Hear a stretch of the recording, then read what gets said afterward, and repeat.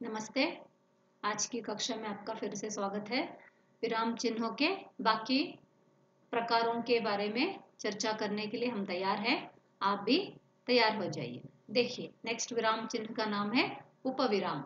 तो उपविराम का प्रयोग कहाँ करते हैं?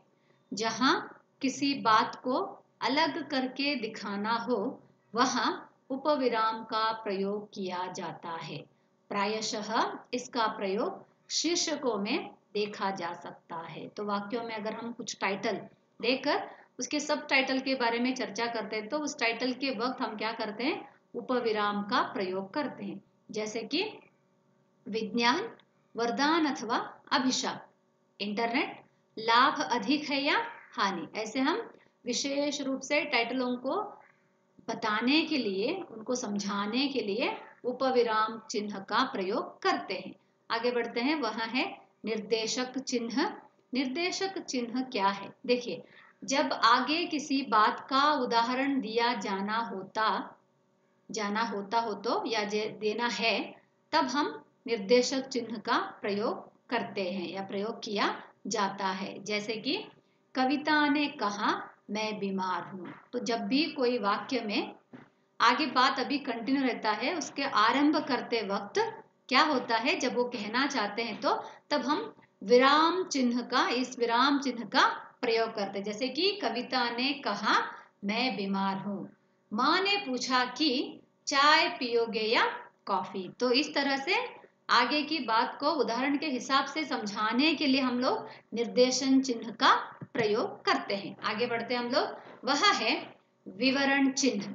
तो विवरण चिन्ह क्या है, कब उसका प्रयोग करते हैं? देखिए, जब किसी बात का विवरण मतलब पता है आपको, एक्सप्लेनेशन देना, उसके बारे में विश्लेषण देना, विशेष रूप से उसके बारे में चर्चा करते हैं, या उत्तर या उदाहरण अगली पंक्ति में देना होता है, तो विवरण चिन्ह का प्रयोग किया जाता है। वाक्यों में किसी बात का विवरण देना है, विश्लेषण करना है, विश्लेषण से रिलेटेड कोई एग्जाम्पल्स या कोई क्वेश्चंस के आंसर्स आपको देने हैं, तो उस लाइन में हम लोग क्या करते हैं? इस विवरण चिन्ह का प्रयोग करते हैं। जैसे कि देखिए, संज्ञा में भेद इस प्रकार है। आपको पता है, संज्ञा में हम लोग 5 अलग अलग प्रकारों को देखते हैं। जब इसके बारे में बताना है तो इसका प्रयोग करते हैं विवरण का।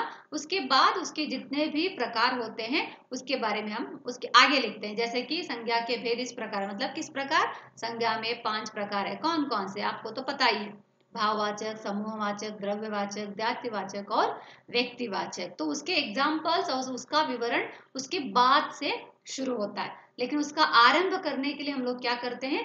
विवरण चिन्ह का प्रयोग करते हैं। आगे बढ़ते हैं। वहां है योजक चिन्ह। योजक चिन्ह की खासियत है कि जब भी दो शब्द एक साथ प्रयोग होते हैं, दोनों में आपको कुछ फर्क दिखाना पड़ता है, तो ज्यादातर हम क्या करते हैं? इसका प्रयोग करते हैं। देखिए, यह चिन्ह समानार्थक या विपरीतार्थक शब्द युग्म के बीच में प्रयोग किया जाता है। एक ही शब्द के, पता है, संदर्भ के अनुसार उसके अलग अलग के बहुत सारे अर्थ होते हैं।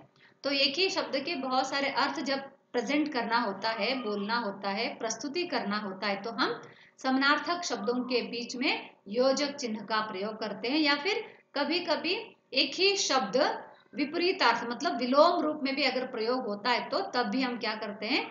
योजक चिन्ह का प्रयोग करते हैं। जैसे कि एग्जाम्पल देखिए, दिन रात, धीरे धीरे, फल फूल। इन बीच शब्दों के बीच में हमने योजक चिन्ह का प्रयोग किया है। तो इस तरह से समानार्थक या विपरीतार्थक शब्दों के बीच में, युग्म शब्दों के बीच में हम लोग इसका प्रयोग करते हैं। युग्म शब्द आपको पता है, जैसे कन्नड़ा में जोड़ी पदगड़ो या जोड़ी शब्द होता है ना, उसी तरह हिंदी में शब्द युग्म या युग्म शब्द उसे कहते हैं। उसके बीच में हम योजक चिन्ह का प्रयोग करते हैं। आगे बढ़ते हैं। वह है उद्धरण चिन्ह। किसी के उपनाम, कविता, लेख या पुस्तकों के शीर्षकों को संबोधन करते समय उद्धरण चिन्ह का प्रयोग होता है। कैसे? देखिए, अयोध्या सिंह उपाध्याय मतलब हरिऔध।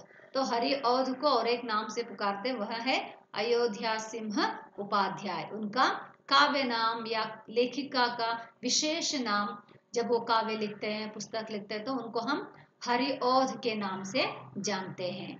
आगे बढ़ते हैं। महाभारत हिंदुओं का पवित्र ग्रंथ है। महाभारत एक महाकाव्य है, सबको पता है। वह महाभारत एक विशेष शब्द है, उपनाम है पुराण कथाओं के बारे में बताते हुए। तो हम क्या करते हैं, तब इन चिन्हों का प्रयोग करते हैं। तो चिन्ह का प्रयोग कविता, लेख, पुस्तकों के शीर्षकों का नाम से संबोधित कौन से भी शब्द प्रयोग होते हैं तो तब हम उद्धरण चिन्ह का प्रयोग करते हैं। या फिर अगर कोई व्यक्ति के दिए हुए वाक्यों को एज इट इज बुक में अगर प्रेजेंट करना पड़ता है तब भी हम उद्धरण का प्रयोग करते हैं। उद्धरण में एक उद्धरण और दो उद्धरण, दो भी प्रयोग होते हैं। आगे बढ़ते हैं। वह है कोष्ठक चिन्ह। कोष्ठक चिन्ह कब दिया जाता है? वाक्यों में प्रयुक्त कठिन शब्दों के अर्थ, क्रम सूचक अंकों तथा अक्षरों को कोष्ठक के भीतर रखा जाता है। कोष्ठक मतलब ब्रैकेट।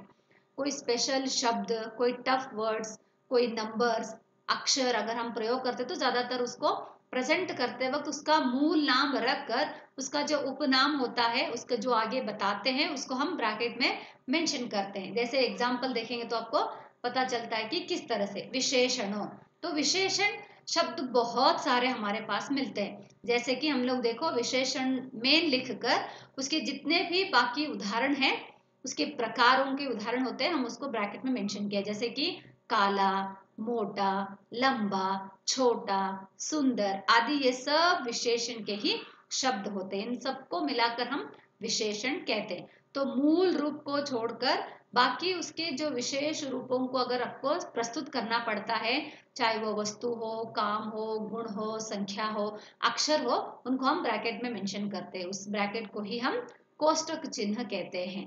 आगे बढ़ेंगे। देखो, आदि का प्रयोग संज्ञा या सर्वनाम शब्दों की विशेषता बताने के लिए किया जाता है। ये पूरा एक कंप्लीट एग्जाम्पल है। विशेषणों मतलब ये जो ब्रैकेट में आपको दिए हैं वह विशेषणों के गुण हैं, एग्जाम्पल्स हैं।